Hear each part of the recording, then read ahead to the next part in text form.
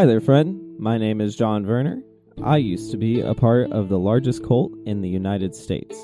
After studying the Bible, Christian history, and ministry, I set my sights on confronting the problematic nature of white evangelicalism in the United States. In 2019, I published my first book as a first step in addressing the subtle issues of this complex system. This podcast will continue that work under the same title. Welcome to The Cult of Christianity.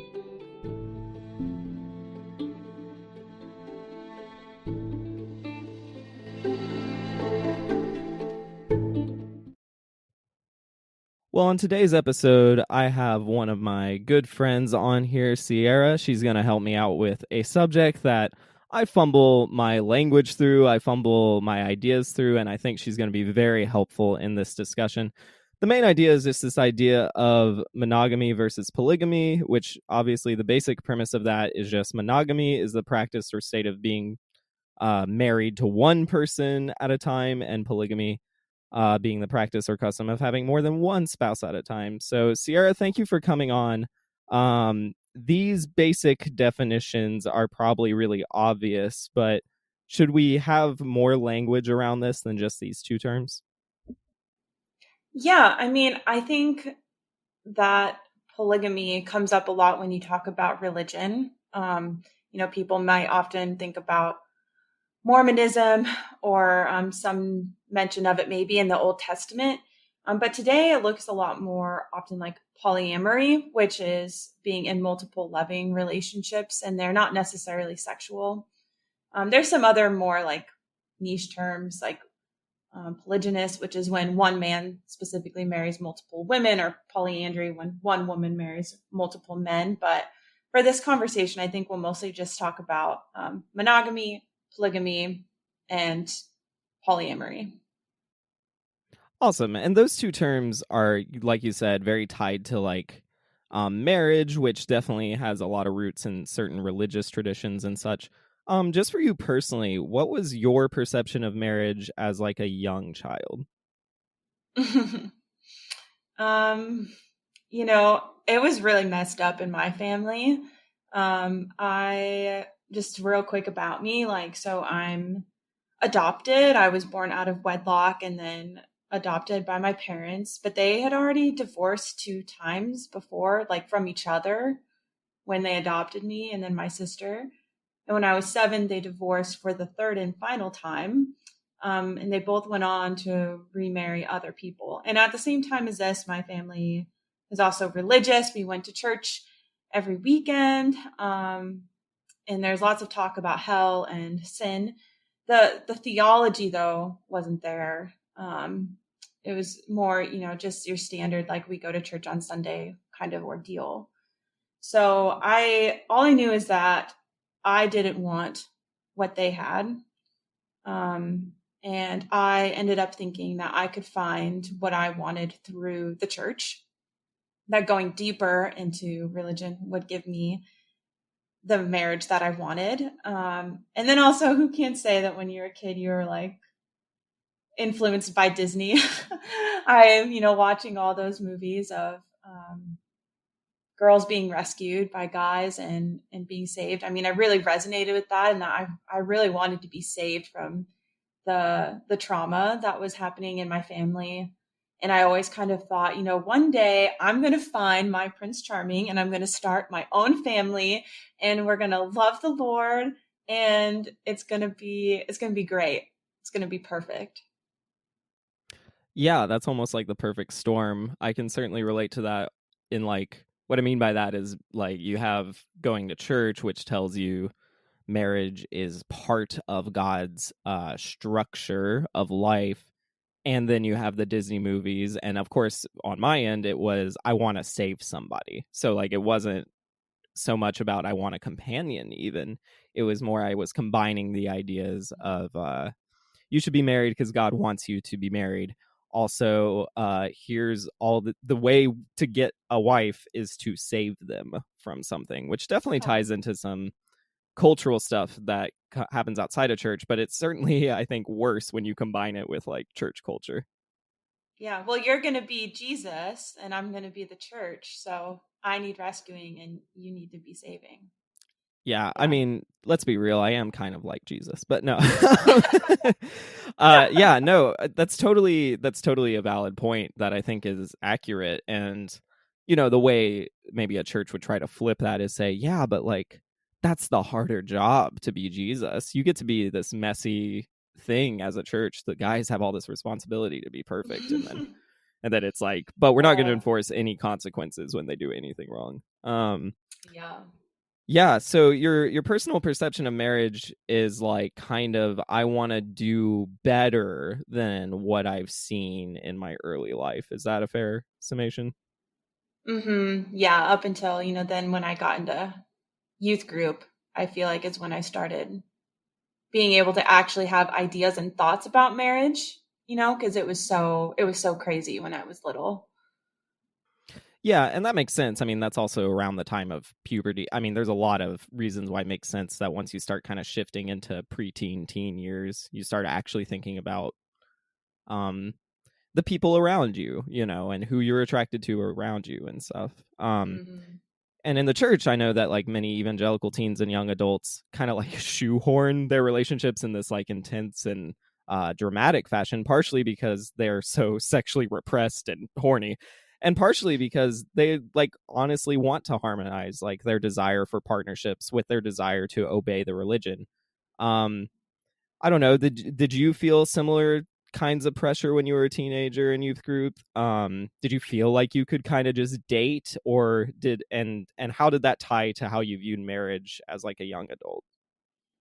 It's kind of both like no and yes, which I bet is really relatable for people who are in youth group. As a teenager, I dating around, if I had said I was dating around, that would be so shameful. Also, like, guys didn't want to date me. I had one boyfriend. I had one boyfriend besides the guy that I married, and the guy that I dated in high school, my freshman year, was like for 2 months. No one else wanted to label it as anything. But at the same time, I definitely made out with more guys than I could like honestly count or name when I was in high school. You go, Um, girl. oh, thanks. Yeah, I kept it. I kept it on wraps. But I think it's Yeah. really interesting that in youth group, contrary to I'm sure we'll talk about college here soon, but in high school, really, no one really said anything to me about it. The only time I had something really said to me was with that guy I ended up dating for 2 months. Before we were dating, we were at some event and we held hands under a table.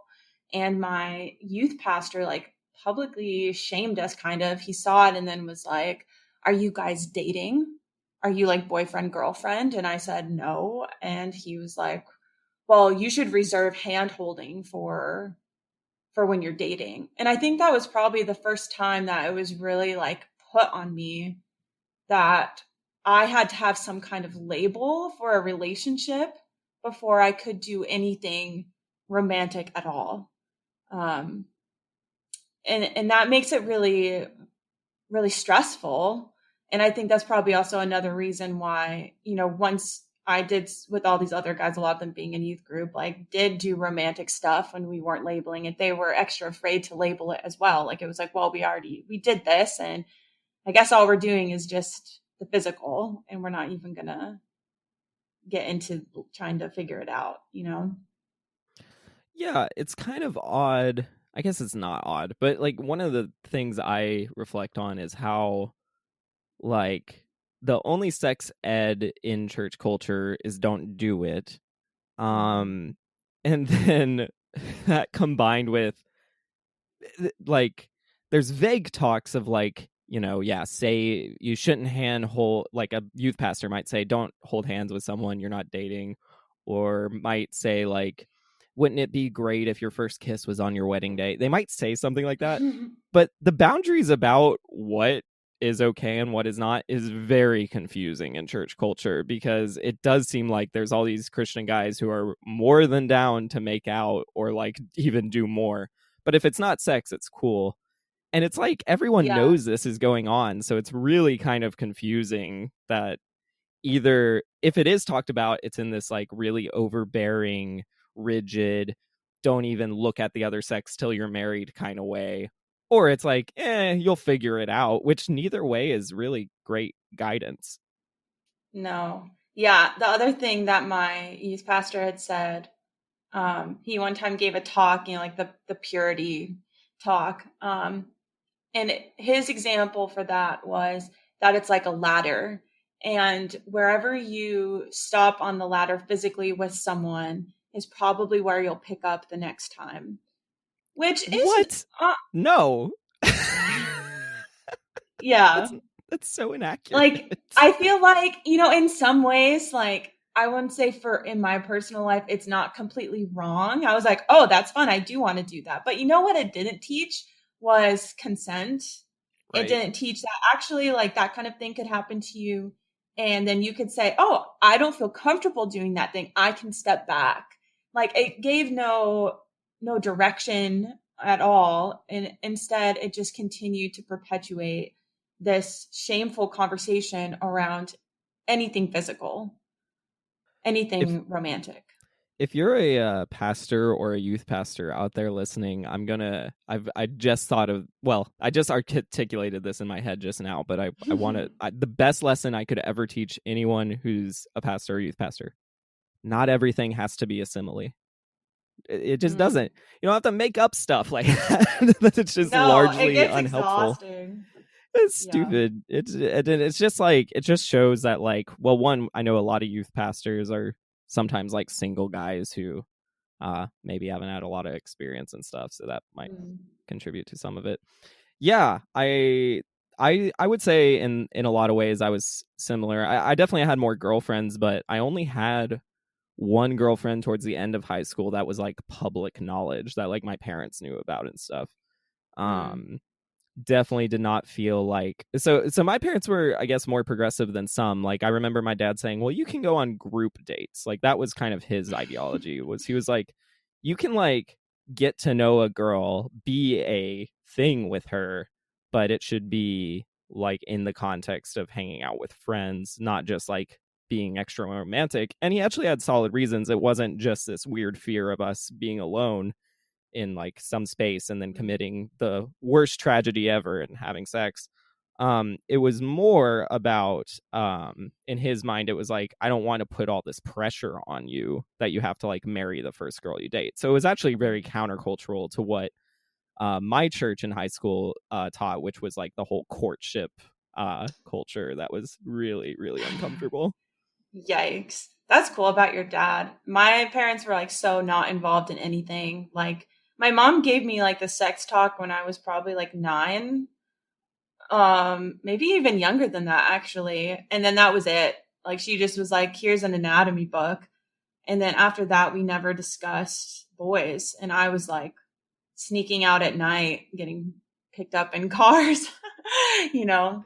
And Which again, it's like, some of that's fine, it's, some of it's just high mhm. school living, but some of it actually is kind of dangerous. And the church culture that claims to try to be protective um really does counterintuitive things to be protective of kids.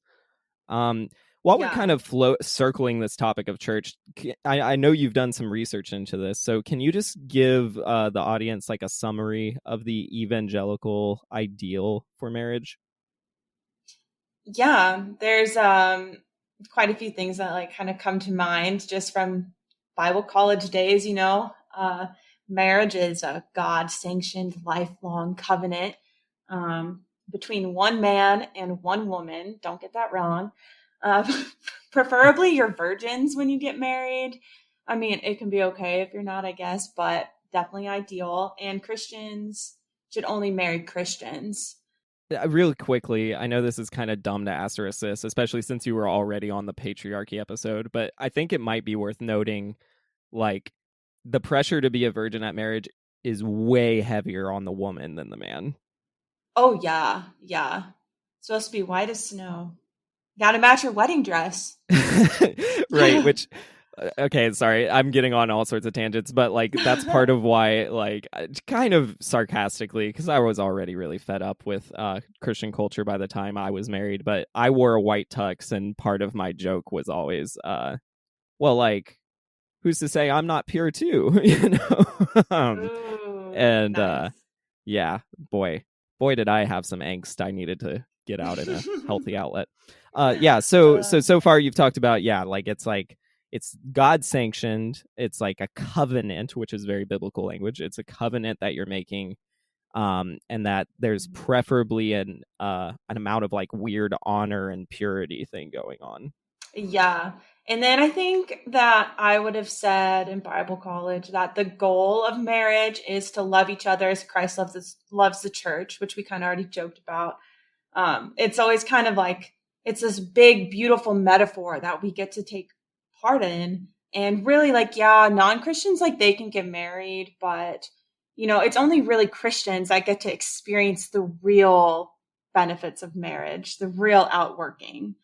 Um, but I do think it's interesting that we kind of frame it like that, because in Ephesians, it really lands that is actually what the man's role is in the relationship, and the woman is kind of not included in that. She's just like told, you're supposed to respect, obey, and help your husband. All that lovey-dovey stuff weirdly is put on the dude. Yeah, and then I think the only last few things I would add to that is like, there's some interesting stuff about, Paul says that, you really don't need to get married, but you should get married if like sexual temptation is too high for you. So, we don't really talk about it like that, but I think the way that Christian marriages go down, in weddings, is very on display, like sex first.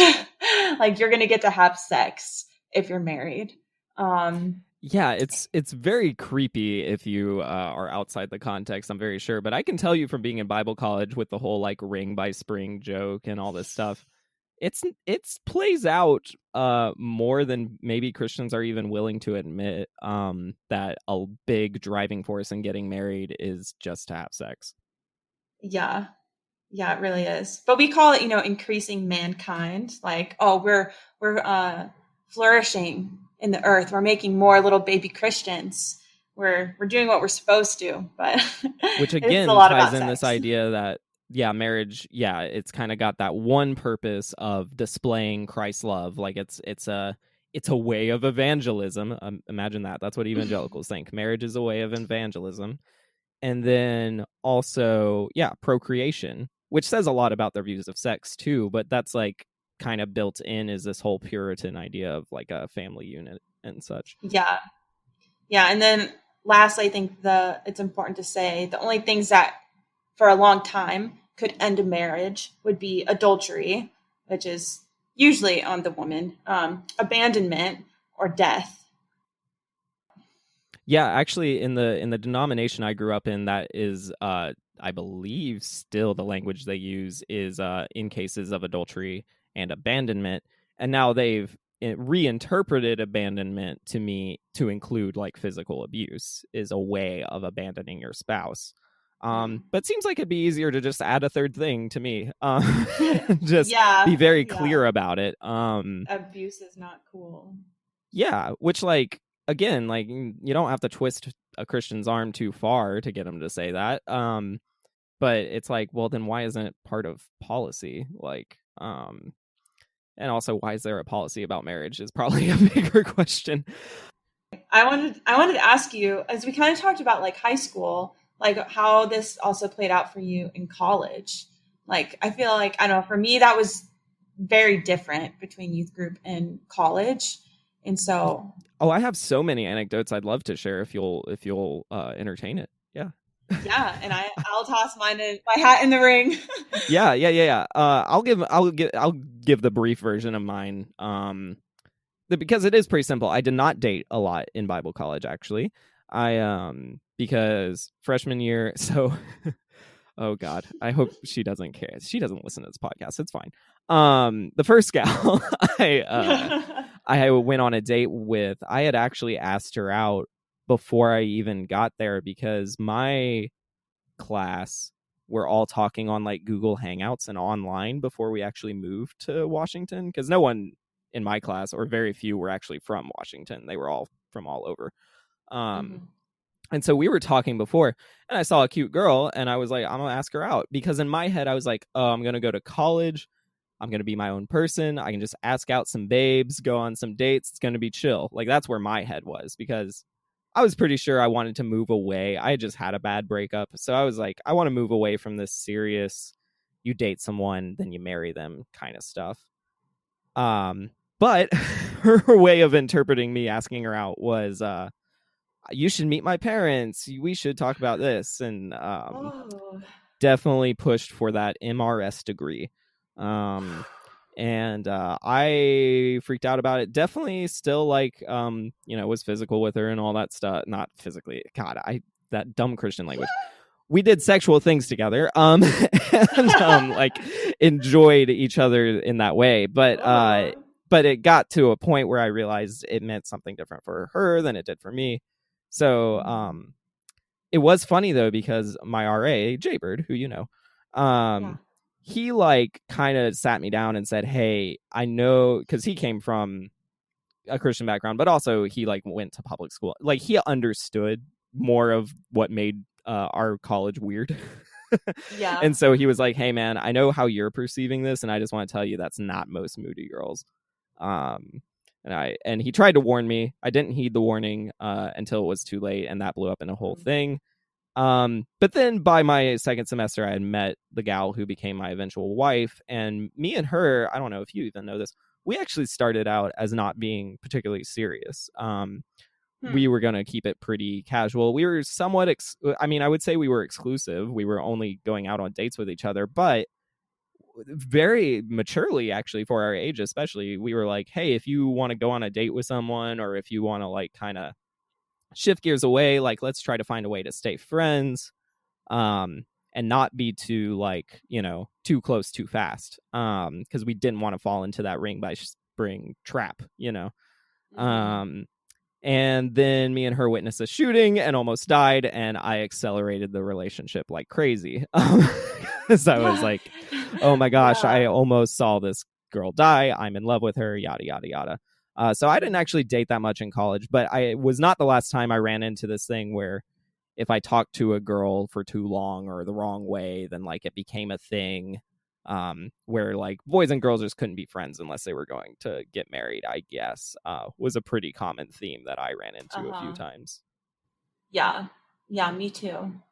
And yeah, I don't know. So like I said, in high school I like kissed so many people, did so much.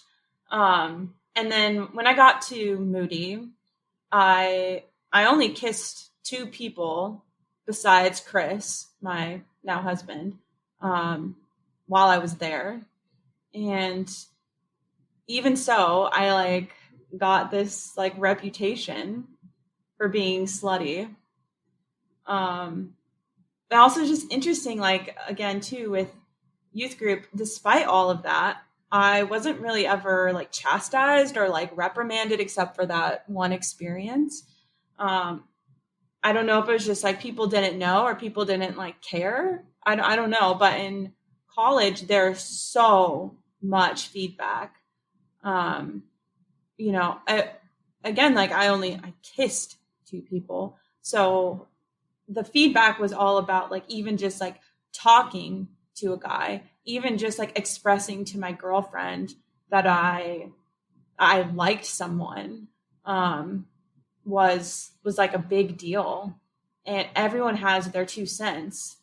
And so I think that the hardest thing that happened to me was that then when Chris and I started dating, um, someone immediately went to one of Chris's close friends and was like, "Do you know like Cierra has like kissed people or whatever?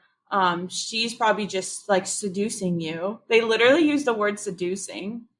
And Yikes. like we worked this out with these people, so it's kind of fine, whatever. Now they apologized, but that was really rough. I was like, what is happening? Like, you know, this isn't, it's not like I'm like talking to Chris and doing stuff with other people and it's like a secret or, whatever, like that, none of that was happening. Um, and so now that I'm in this like exclusive relationship with Chris, why does it matter that I kissed whoever a year ago? Like why does that have like some mark on my personhood, on my ability to be in a relationship? Like I couldn't really believe it. It's very easy to damage your reputation in Christian culture in ways where you didn't even do anything wrong. Yeah, you just like look at someone wrong. Basically. Yeah. But something I was thinking about, like, kind of prepping for this was I was examining like the cognitive dissonance that we kind of had. And I don't know if like these statements I'm going to share, John, if they like resonate with you, or if a lot of these are things that like girls, would say to each other in Bible college. But some of them, it was like this idea that marriage is really serious. So we take dating really, really serious, which that seems like, okay, that makes sense, I guess. But then that kind of goes into like this idea of your dates need to be really serious and intentional, but then also like, oh my God, are you getting too close or too serious with this person too quickly? Like there's all this judgment around if you dove headlong, like that would bring about a lot of judgment. So you'd be told something like, you need to guard your heart. It's really important that you marry the right person. So you need to be really selective about who you date.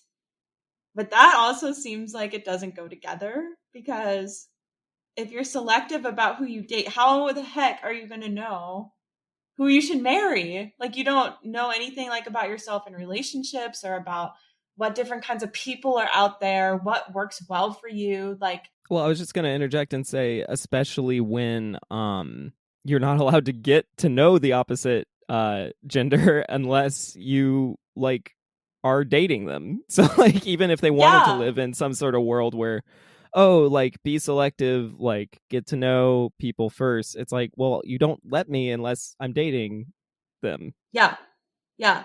And it's like such a damage though every time you date someone, because it's like you're supposed to save as many parts of yourself as possible for your future spouse. Like this is the most important relationship of your life. So hopefully you have a lot of uniqueness, of exclusivity to bring to the table for that relationship. But also, just in case you were, getting too far down that path, don't make marriage an idol. you Which, know? what does that even mean? Because like I'm like, I remember struggling with that concept more in high school, where I was like, oh, am I crushing too hard on a girl? Do I like her too much because she's Uh-huh. becoming an idol? It's like, what an odd way to approach a relationship with another human being. Like, hey, I can't love you too much. Like, what is God competitive for your human relationships? That sounds pretty silly. Yeah, no, I feel like that is one of the biggest things that messed with me in Christian circles, was this thing. Even in friendships, it would be like, you're relying on me way too much. You need to really like take some time to yourself and like really like take that to God. Like I can't carry that for you. And then in the same way, like when Chris and I got married, like my best friend at the time was like, yeah, so like Chris is your best friend now, not me. Like you're married, so um, you really need to like be spending more time with Chris and like sharing those things with him, not me. Which, by the way, any therapist would say, no, the opposite. Like they would say, like when you get married, please have friends you can go to besides your spouse, because otherwise it becomes like a unhealthy codependency thing. Yeah, but I feel like that is exactly what happens in Christian marriages, especially when you're really deep in evangelicalism. Is this like what's put on a pedestal is to be codependent with your partner? That literally it's about like being one flesh, being like the same person, that you like own each other's bodies. is literally language that gets used.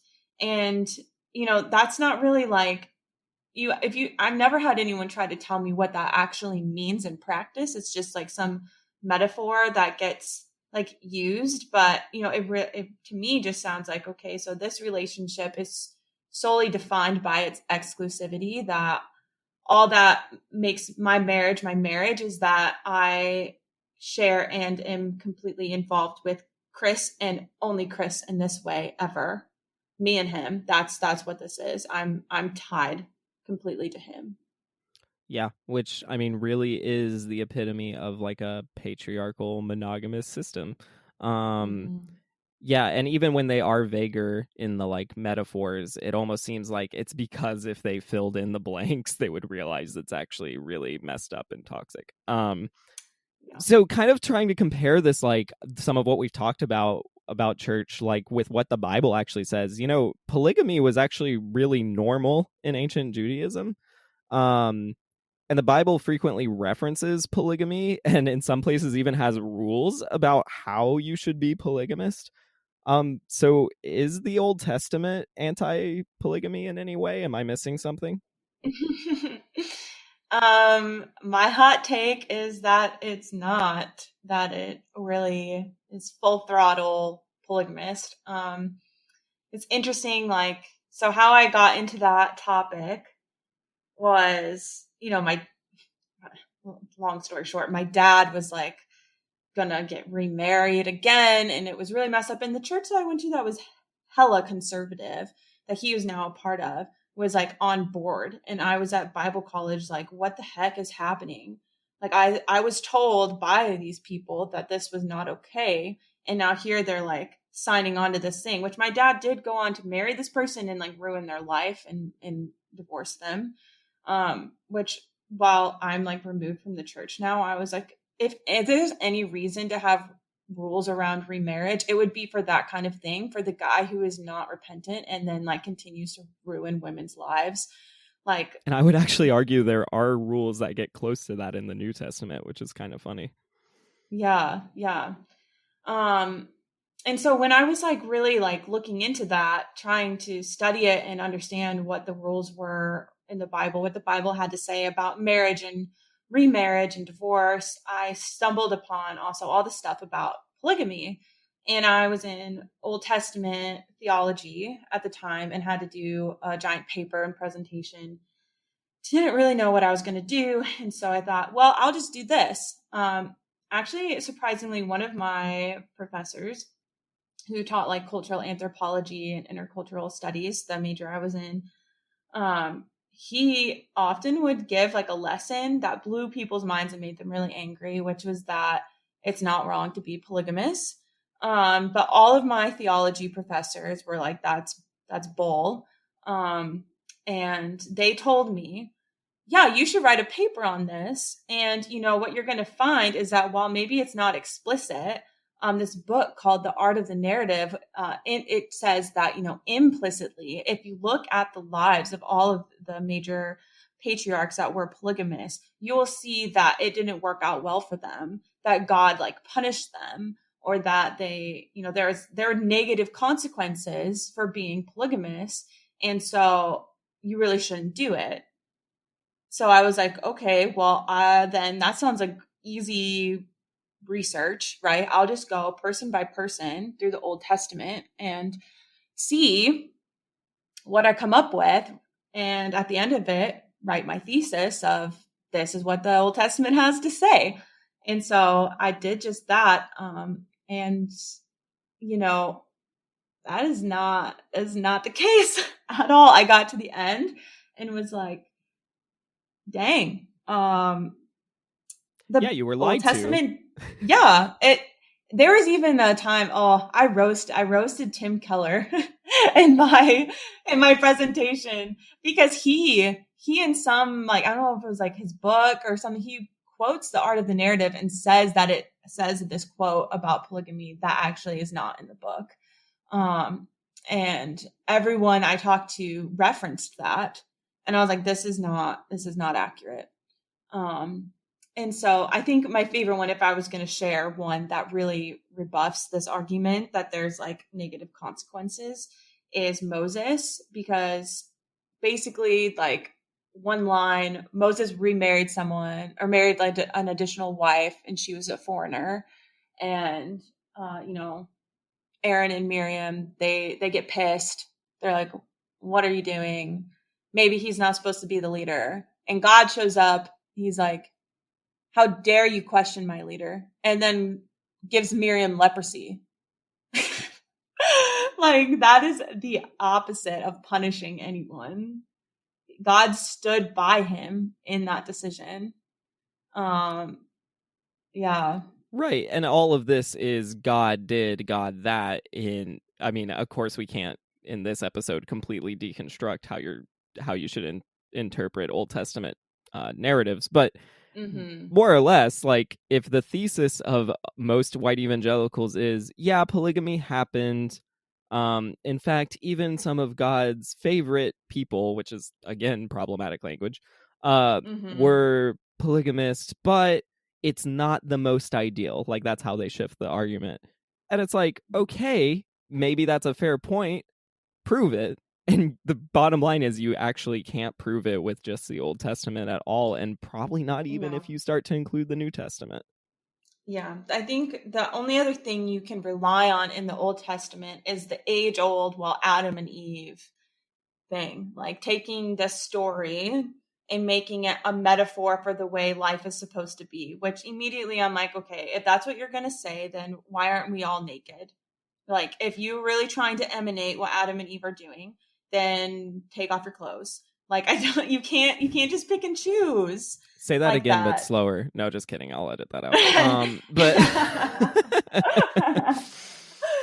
Oh, I just wanted to say my favorite part of the end of that story was that, so one, I took that paper. John, you used to work in the writing center, right? I did. Yeah, so I went there. I hated going there. I don't Maybe blame you. because everyone always wanted to tell me what to do, and I'm like, I know how to write my papers. Excuse me.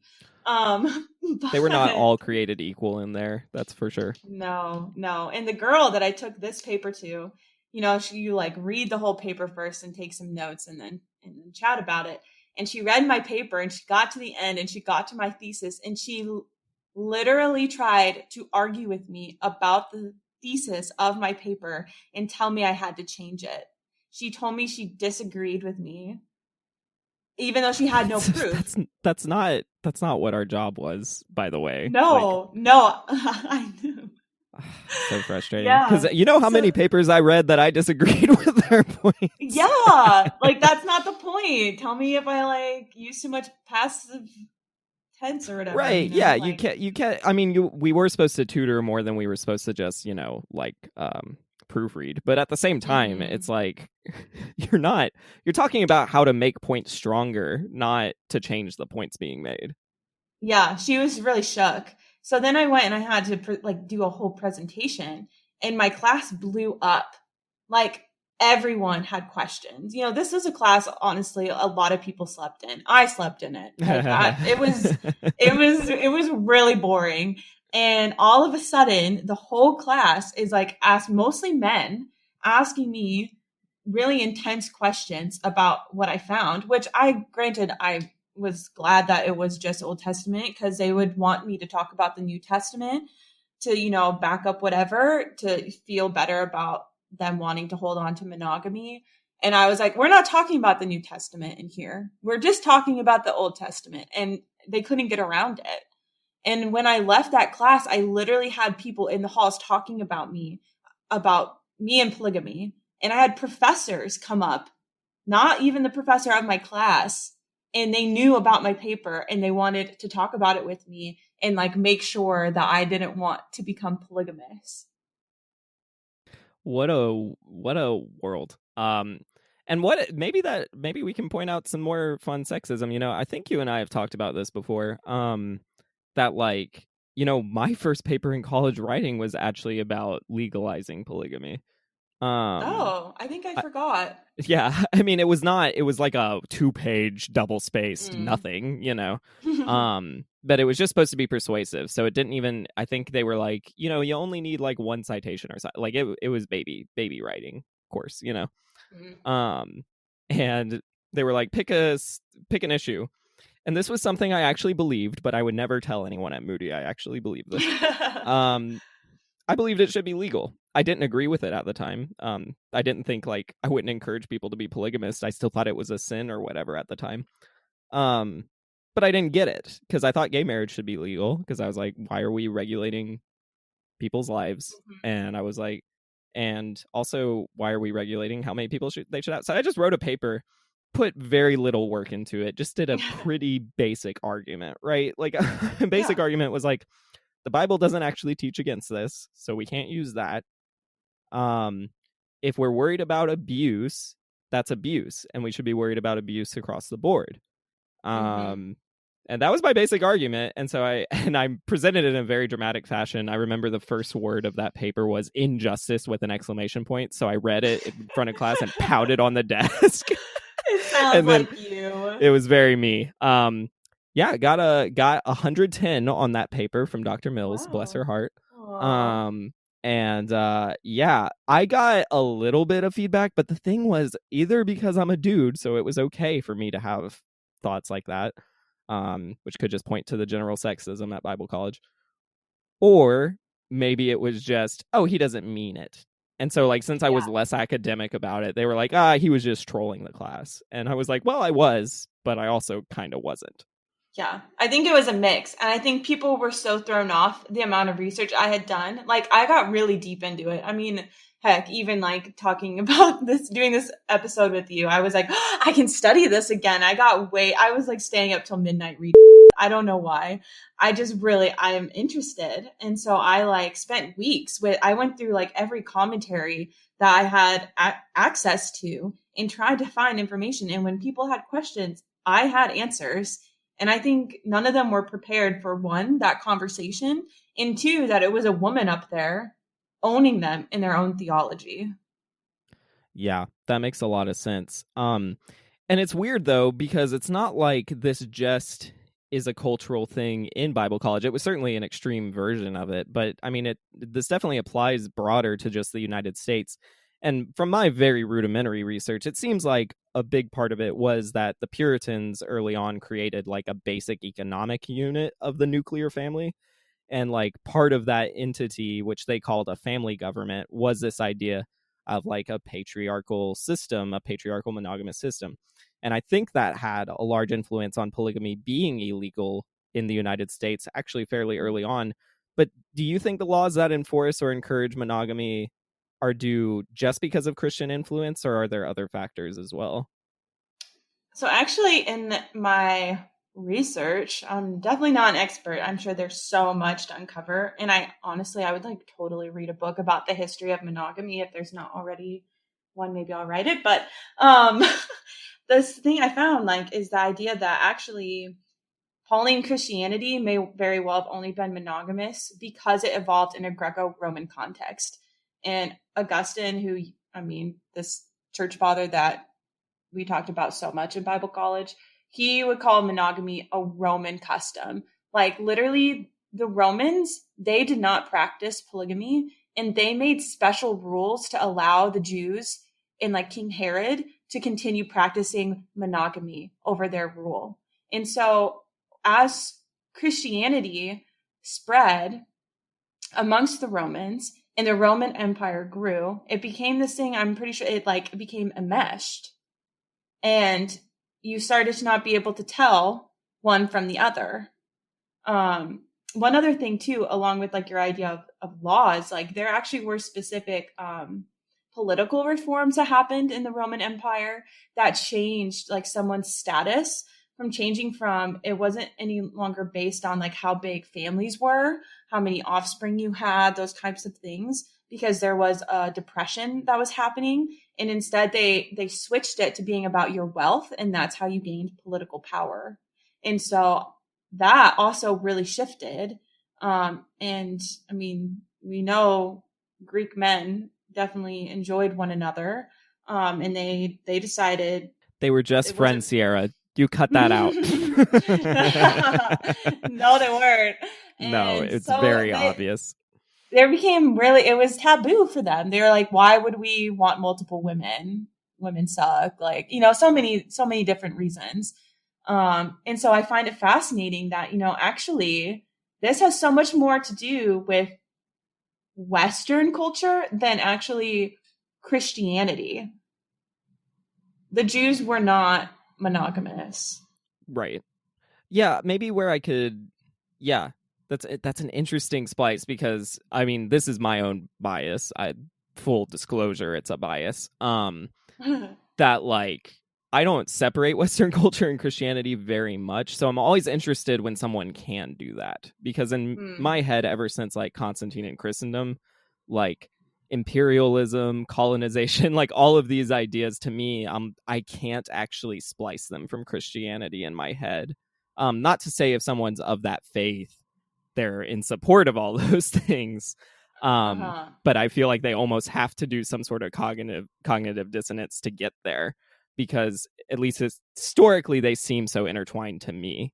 Yeah, I think like, so again, I'm not an expert, but since the thing I read was about Herod, like you're saying that Herod had many wives, he was polygamous, and that was around the time of Jesus.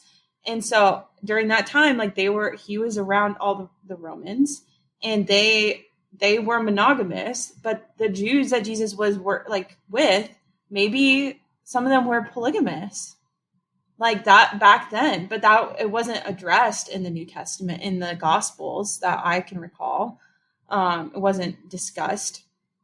And so, and I guess there are probably some quotes of Jesus talking about a man and a woman. Well, what's funny, Jesus is actually fairly silent on the topic of marriage. He has a little bit to say about divorce, and it's actually pretty anti men if you want to read it that way. Yeah, so okay, so I guess that's a good way of looking at it is like, hey, Pauline Christianity is probably where a lot of monogamy started, and so Puritans weren't necessarily like inventors of it, but maybe they just clarified that issue of, well, this is how we want to structure this new world. Yeah, yeah. And then they went and they became missionaries and they went to Africa and they screwed everyone over. Sounds right. They Sounds broke legit. up. That's what that professor, the one I said that did talk about polygamy at Moody and had the hot take that polygamy was okay. He was the one that he tried to explain to Moody students, like, for a really long time, missionaries would go into other cultures that practice polygamy. And, obviously, yes, there could be abuse. Like women have not been treated well or had rights for like forever. But in a lot of ways, it was economically advantageous. And they would come in and they would split people up and say, you can't have multiple wives. You can't do this anymore. And it would mess up their whole economy. It would mess up so many lives. And that is a weight that is on the early Christian missionaries. And the reason why also a lot of cultures today continue to be monogamous, because not only did they lose their own religion and culture through Christianity, but they also lost their relationship practices. Yeah, and that's really, I mean, it sounds very academic, but when you stop and actually feel the weight of the damage done by that, that's pretty dang tragic. Oh yeah. Look, you could buy my book, you wanna buy my book, go buy my book, go to VernerBooks.com, yeah, go to VernerBooks.com, yeah, go buy my book and buy my book. If you go to VernerBooks.com, you can buy my book, you can buy my book, yeah.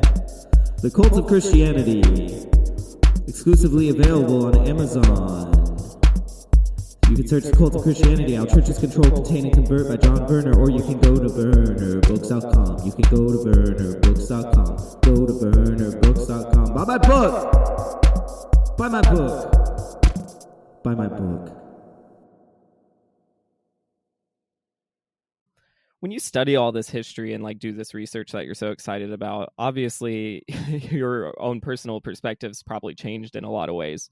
So like if you could categorize if you can, categorize the differences between how you viewed marriage as like a teenager, young adult, kind of when you first start being cognitive, of like this idea of what you want for yourself or what you view as right and wrong, versus like now having done all this research, having left Christianity, like what are some of the biggest differences? Yeah. So, I mean, I, for a while now, have even just been questioning, like, what did I mean when I married Chris?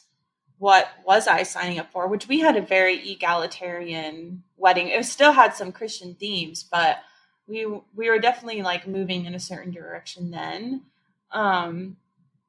And so, you know, I've been questioning that and working through that with him of like, what does it mean for us to be married, especially now that we aren't in the church?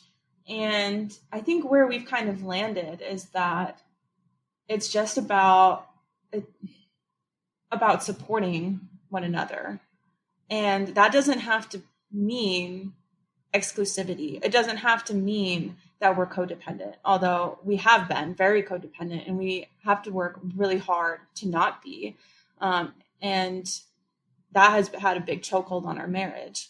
But one thing that has come up that has really like tested this and I think shown me that something that is different than what I was taught about marriage can actually be for the better if I change my views, is that it was like 2 years ago, I realized that I was bisexual. And, you know, for a long time I was like, oh, okay, I'm not afraid to like say that that's what's going on. Yeah, that's that part of myself. I just kind of sat with that for like, you know, several months. And then I remember in therapy being like, well, you know, like, there's nothing I'm really going to do about that. Like, it doesn't really matter that I'm bisexual. Like, I literally used the word monogamous. I was like, I'm in a monogamous relationship. And so I'm married. Like, I mean, cool. You know, I think it was because I kind of wanted to just like toss it behind me. Like, kind of like I've picked up from you, John, like labels. Like, I was like, I don't want to be labeled. Like, I don't need to do that. But as time went on, I started to be like, I don't know. Maybe I want to know more about that part of myself. Can I know more? And my therapist very gently was like, so, you know, some people do this thing and it's called an open relationship. And like, don't be offended. But like, you could like do that. And I was like, oh, I could. And she's like, yep, it's not morally wrong. And I was like, you're right. My idea of marriage was just this very exclusive commitment for life. And I had yet to like think what else would be possible. Like, I was so, I don't know if the word's limited, but you know, I couldn't envision anything different for myself, even though I was no longer tied to the church. And so I brought it up to Chris and just was like, this is what my therapist said. What do you think? And he immediately was like, heck yeah. I want you to know this part of yourself. You want to do that? You should do that. You should get on Tinder. And I was just so shocked.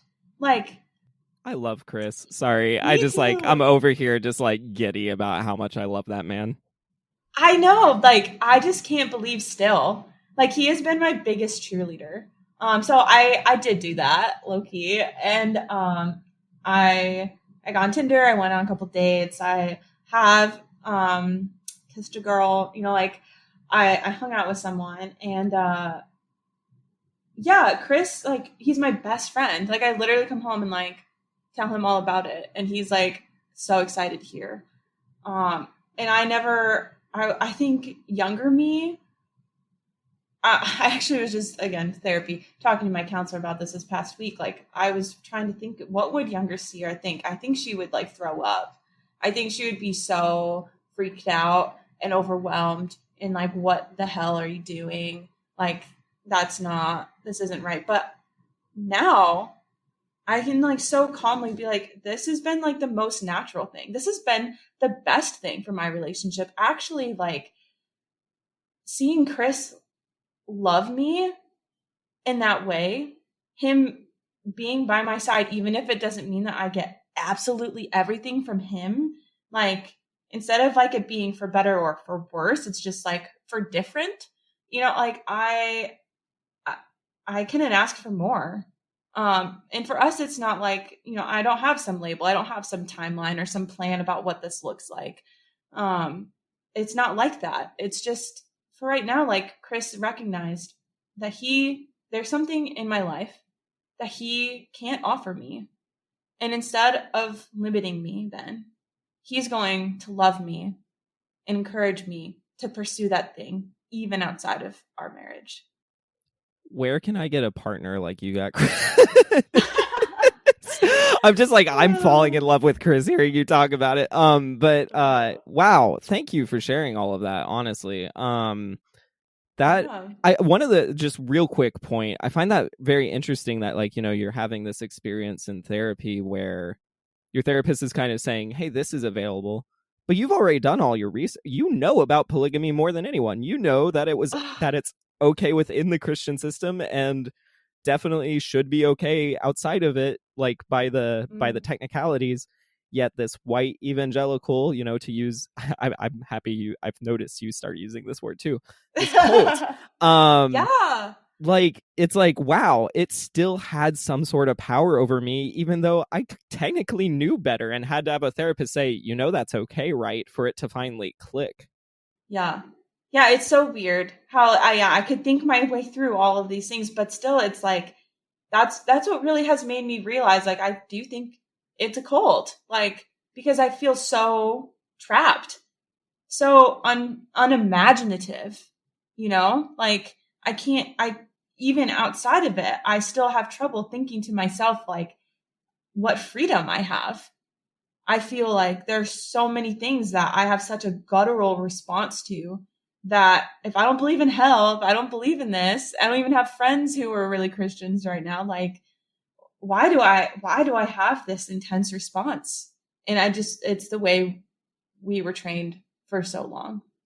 Yes, it is. And I get emotional about it because obviously I put in a lot of work to try to talk through these issues. Kind of the new term, I guess, is a newer term, is religious trauma. I've tried, and it's definitely something you can work through and therapize through, but sometimes that therapeutic language can get maybe like too intimidating because you might feel like, well, trauma might be too strong. But I think it's definitely worth labeling the things that have control over you and force you into ideologies that you don't truly believe. Your most vulnerable self does not truly believe. And no one does it quite the way white evangelicalism does. Earlier you mentioned labels, and you're right. Labels kind of freak me out a little bit because sometimes in kind of absurdist ways, like identity and labeling has just like exploded in like internet culture. And like, if you have, like, let's say a sexual kink or like a, different from the norm orientation, or like a very specific kind of way that you like to receive love, like the odds are there's articles, books, and podcasts all about that one specific thing. And in a positive way, this is good because like younger people, specifically maybe those who are caught in a system of monolithic thinking, like they'll have more language and more resources for understanding themselves. But again, that anti-label punk rock self I have, like, it gets really overwhelming because I'm like, oh, so I'm just like in the middle of 20,000 Venn diagrams. Like, I'm not, it makes me feel like maybe my uniqueness is reduced or something. But maybe a question that might clarify this idea of labels, like, is the idea of labeling all these things, or these ideas that are being labeled, are they actually like new and trendy, or does it just kind of seem they are sometimes? Yeah. I'm going to say something that maybe there will be someone who listens and is upset. It's kind of spicy, but whatever. Like, I think it was like several years ago, I remember seeing articles about there being like 30 something genders. And, that was back when I was like still pretty probably homophobic. And, so there's that part. But I also was like, this is very overwhelming. Like, how could I learn all of this? How could anyone, like, this is a really big jump. And that's a lot of, I can get some of them, but this over 30, like, that, it just felt like a huge ask. And like we can't, like, I get that everyone has their own nuanced take, but that's just it. Like if it's going to be super nuanced for everyone, then let's just accept that it's nuanced for everyone and come up with some key umbrella terms and not have everyone have their own thing that we all have to memorize. But then I also was like reading and thinking recently about how at the same time, some labels are really necessary. Not only for like the thing you were talking about, John, of like being able to label something for yourself, like put a name to it, put a finger on it, like that helps with a lot of healing or like alignment, I feel like, inside of ourselves, but also the legality. So like one thing with marriage, like it's mostly a legality. And I think about the rights that queer people have really had to fight for in their relationships, with legalizing gay marriage, right? So that they can like go see their spouse, their partner, significant other, like in the hospital, to, be able to share bills or like both have their names on a house or whatever. And all those things happened because people decided we need to all rally behind this term, this label, and when we make it real, then people will have to listen. It's not just made up. It's not just like 5 people. It's not an illness. It's not whatever. Like this is us, and we deserve rights. And that's really only possible with a label. So I think I kind of see some similar things happening also around like the way we structure relationships.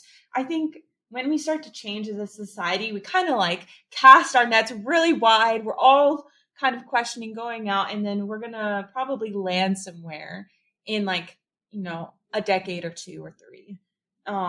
And so I can definitely see that probably in this, like saying things like open relationship or non-exclusive, non-monogamous, like those just more like open terms, like that can be useful for something like, me or Chris, or for someone who's like, just dating. But if this really is the way society goes, what will probably happen is that some people might actually find themselves, even surprising to them, like in a polygamous situation.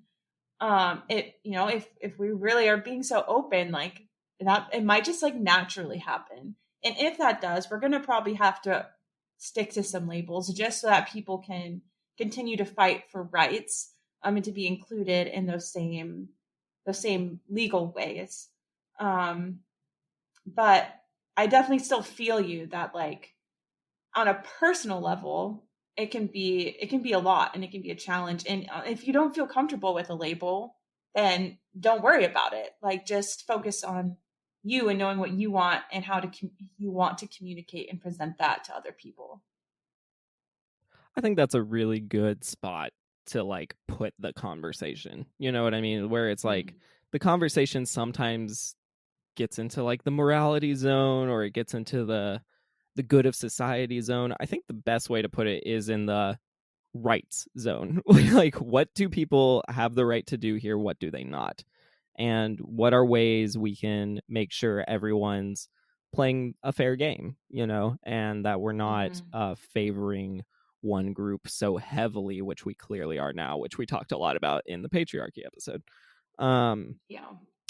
And what's funny actually is like as a society, we're not really monogamous in practice, right? Because like we're not having like arranged marriages, or I mean maybe I should say mono amorous or something, I don't know. But we're there's very few people are actually with one person like their entire life. And even though like the laws and systemic pressure still like favors that patriarchal monogamy, I wouldn't say that's like the average person's experience, because like, okay, there's levels to intimacy, right? Like there's sexual intercourse, there's sleeping in the same bed, there's making out, there's quality time, there's like all these different things that I guess you could broadly call intimate. And I know few people, whether they're more prude or promiscuous, who have like not had like several intimate partners on some level. And I only know of one relationship that actually is a polygamous relationship, where there's like multiple committed lifelong partners who are like exclusive to that group. Like I only know of one case of that personally, which is very anecdotal. But my question is, do we just like pretend to be a monogamous society, and like because it seems like if you actually took an honest look around, we're not very monogamous creatures, it almost seems. No, we're not. And Esther Perel, I'll mention her later. If you haven't like listened to like her TED Talks or whatever, I highly recommend her. She's done a lot of research on actually on adultery and divorce and stuff in relationships. And so one quote that she has that's really powerful is that monogamy used to mean one person like for life, forever, like literally just one person. And now monogamy actually kind of means like, well, one person at a time. And even that, like, I think we all have an idea of what this means. You know, I think some other people really, they specifically think about, well, then once I'm married, I would never be with someone else. Or, you know, like it's very subjective. And I think people don't know how we got here, where monogamy comes from, the history of what relationships have looked like over time. Some people just, they hold it as this like ethical and religious standard that even like, as I said, right, is sometimes in deep contrast even to the founders of their own faith. But then some also, you know, not even about religion, like they just hold on to it because it's all that they know. But the truth is, like, there's endless ways to describe how you can ethically structure the relationships in your life. And people do this every day, all the time. And so you know, just consider like how we talk about like being in a relationship with someone. Like that phrase is completely subjective. I mean, I think people think it means like exclusivity, but then like what things are you willing to do with other people before you're officially exclusive? Like it's really up to everyone. Chiming in really quick, like I think that point specifically is such a point of like, as you know, this again, if you're like me and you're like therapy language adverse, like sorry, but it's about communication, right? Because it really does, where most relationships, whether they're marriages or not, fall apart is when they just assume they understand the other person's expectations. That's where a lot of problems lie. um and I think that's like so key that you're saying that, is like, what does being in a relationship mean?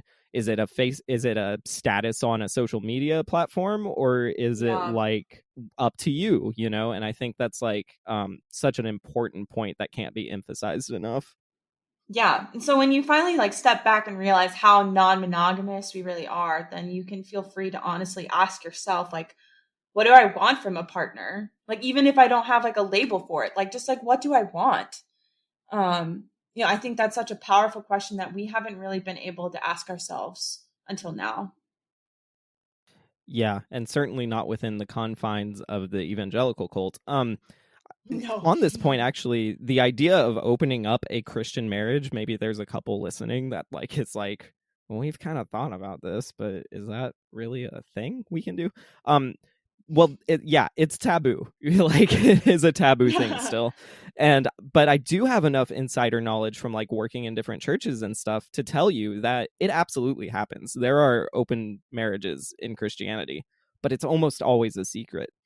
And for some, fine, they may enjoy the privacy.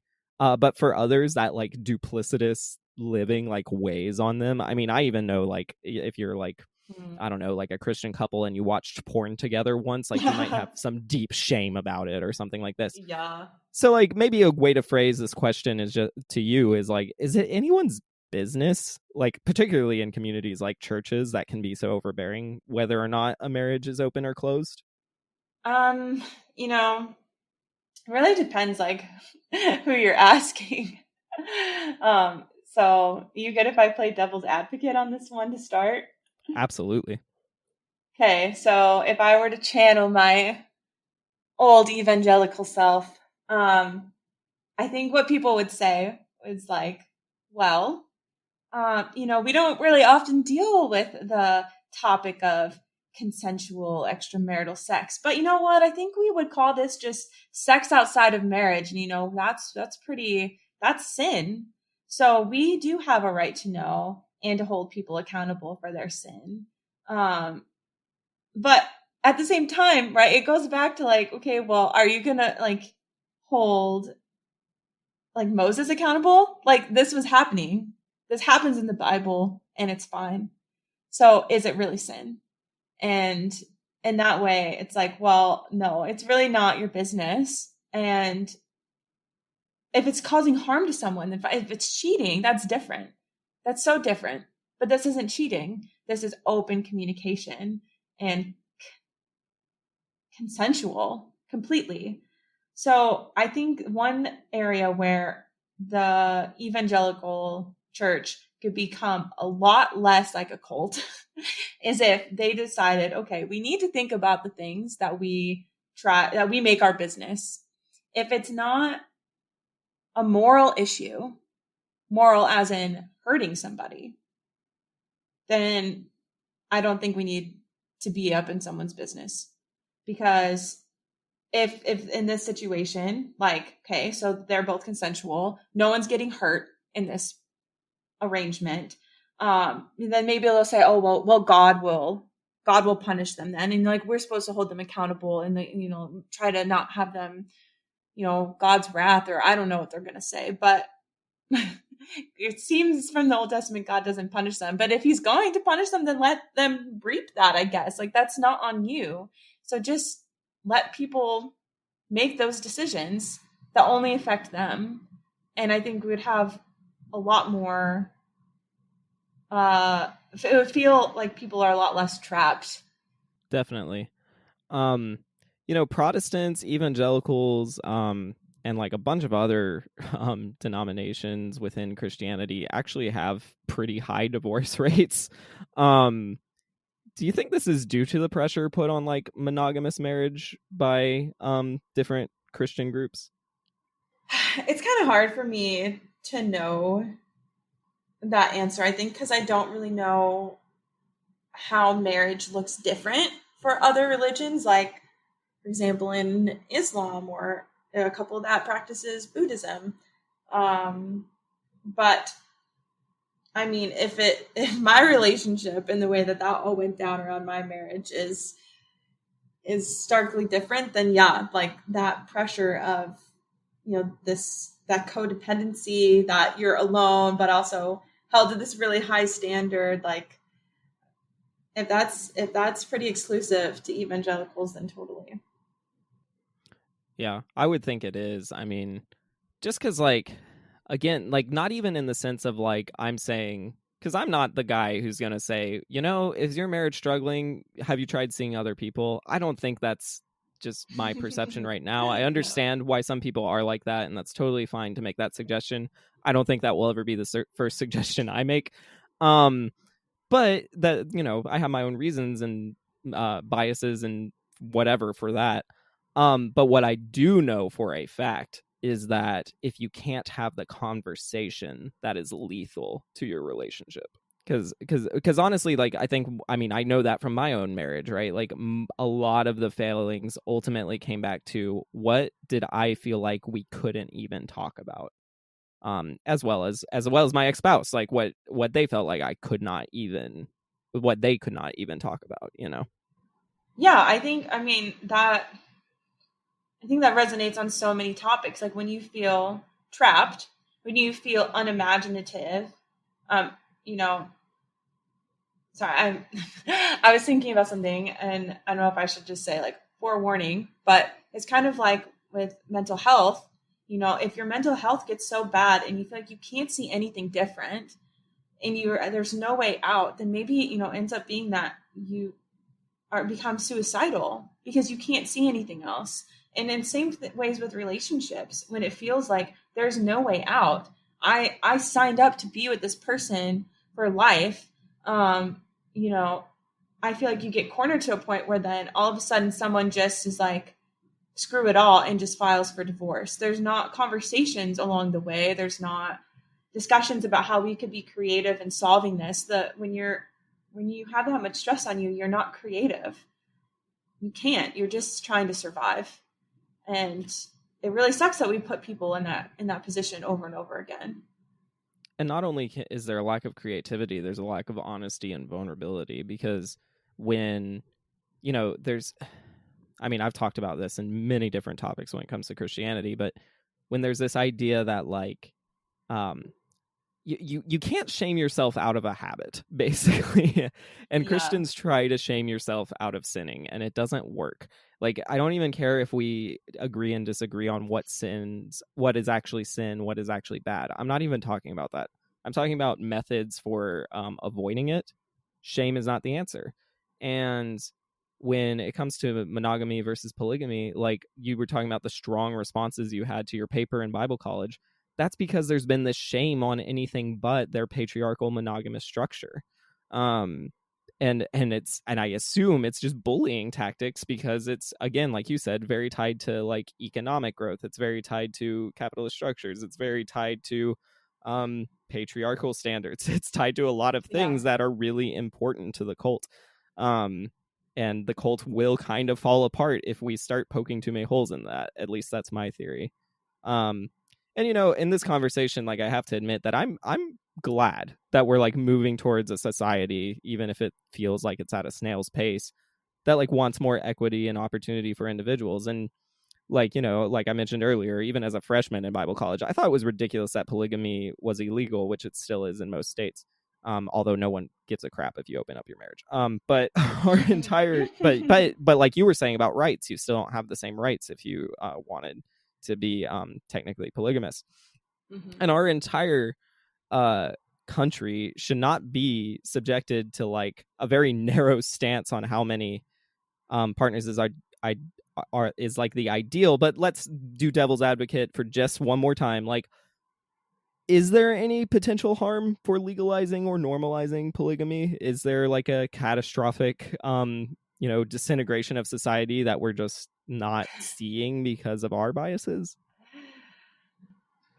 I really can't think of any. And when most cultures have been like this in history, it's really hard for me to then come up with something. In fact, if anything, it's going to be the most ethical form of polygamy that's ever existed, because of the rise of feminism.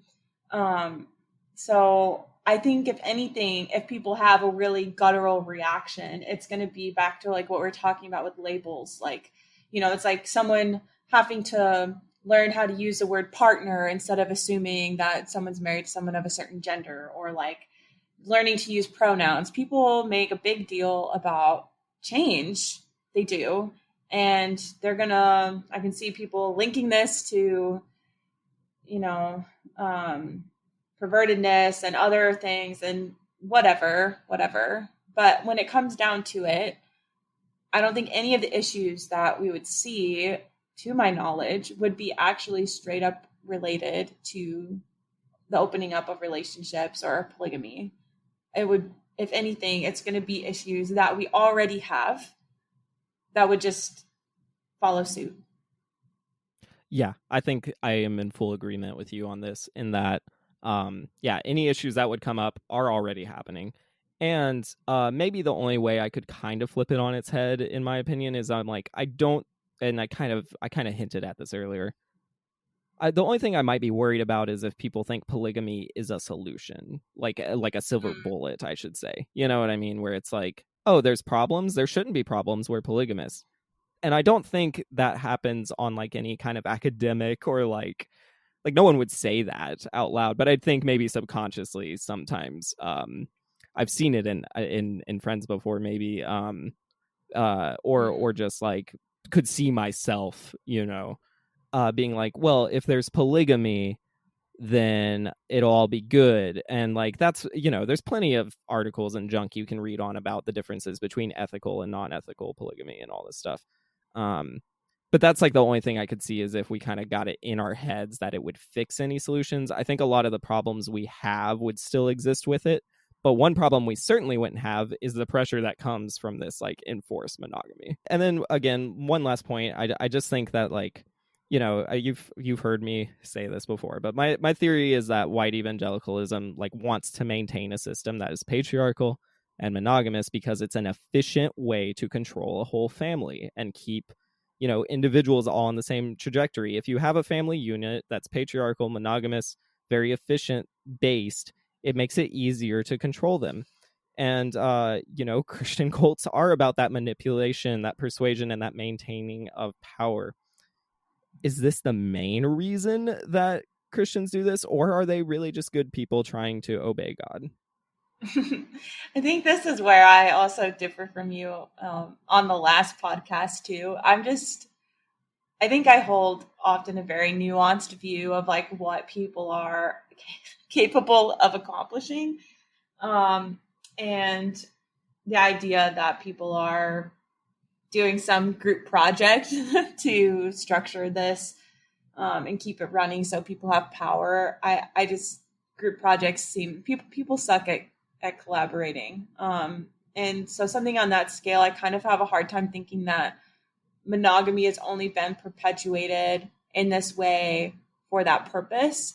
I think instead it probably has more to do with the way that it intertwined with people's religion, and when it feels like it contradicts their holiness, their ability to be better than other people, the way of life as they know it, maybe even their loved ones' acceptance into heaven. Like I always lean on the way that like if there's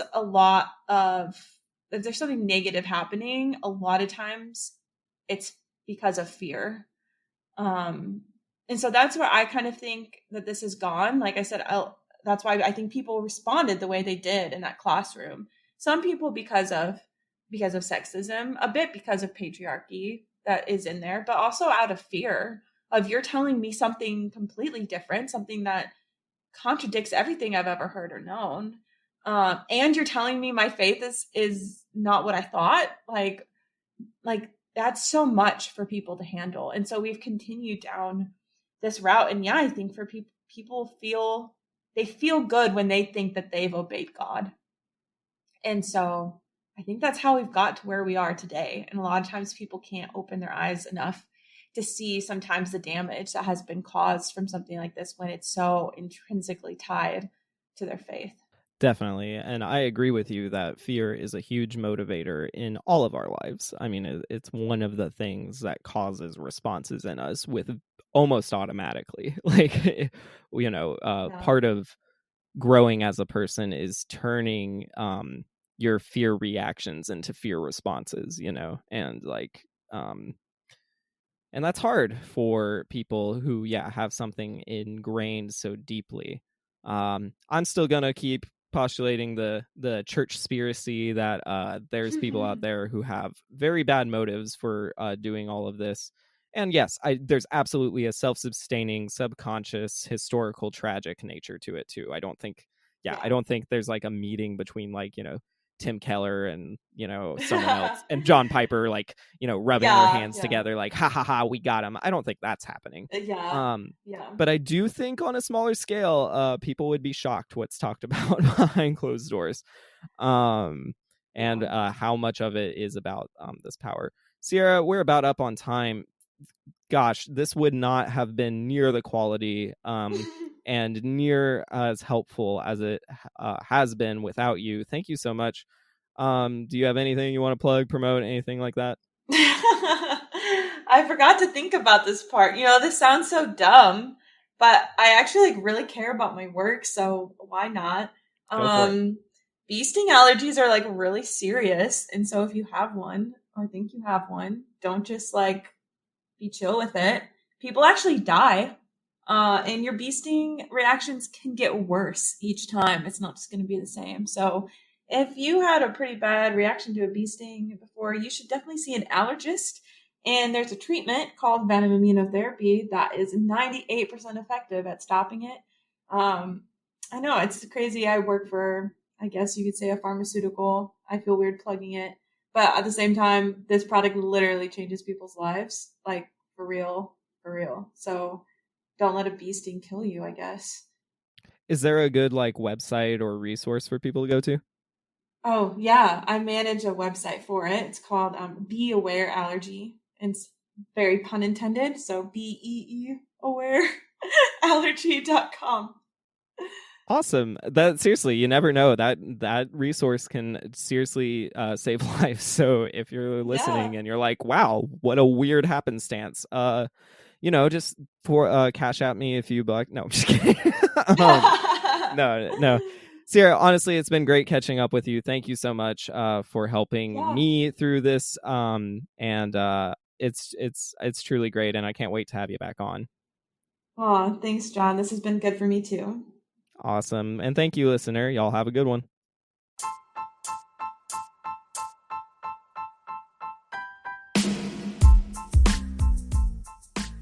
If you wish to learn more about what's going on in my life or wish to purchase my book, go to wernerbooks.com. If you'd like to support this podcast, please continue to listen, follow, share, and consider supporting through the link in the show's notes. For as little as 99 cents a month, you can help me book guests, upgrade my production value, and start exciting projects. Thank you for listening, and remember to keep love in your life, hope in your heart, and searching in your soul.